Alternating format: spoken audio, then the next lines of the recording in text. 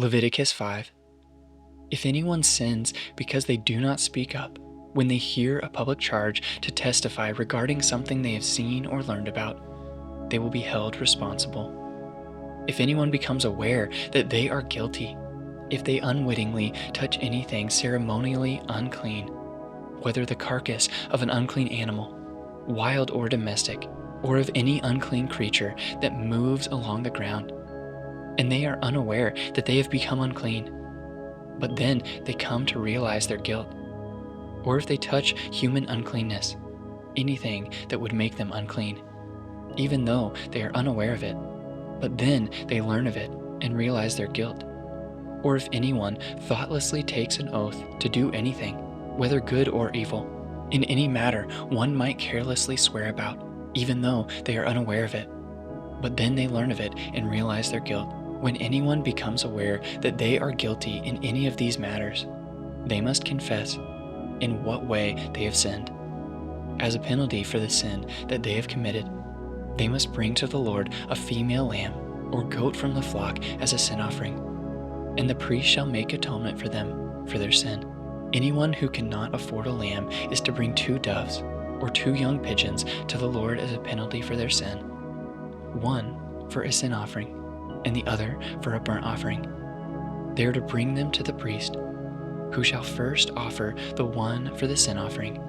He is to wring its head from its neck, not dividing it completely, and is to splash some of the blood of the sin offering against the side of the altar. The rest of the blood must be drained out at the base of the altar. It is a sin offering. The priest shall then offer the other as a burnt offering in the prescribed way, and make atonement for them for the sin they have committed, and they will be forgiven. If, however, they cannot afford 2 doves or 2 young pigeons, they are to bring as an offering for their sin 1/10 of an ephah of the finest flour for a sin offering. They must not put olive oil or incense on it, because it is a sin offering. They are to bring it to the priest, who shall take a handful of it as a memorial portion and burn it on the altar on top of the food offerings presented to the Lord.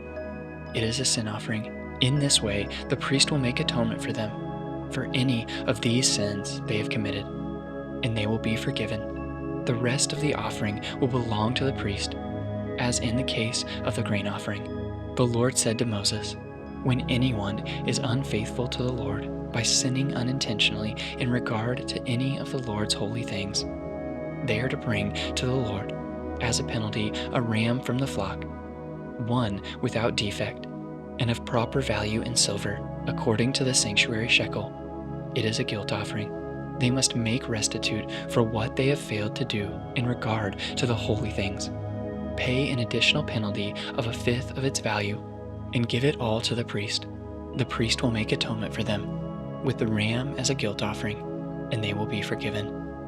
If anyone sins and does what is forbidden in any of the Lord's commands, even though they did not know it, they are guilty and will be held responsible. They are to bring to the priest as a guilt offering a ram from the flock, one without defect and of the proper value. In this way, the priest will make atonement for them for the wrong they have committed unintentionally, and they will be forgiven. It is a guilt offering. They have been guilty of wrongdoing against the Lord.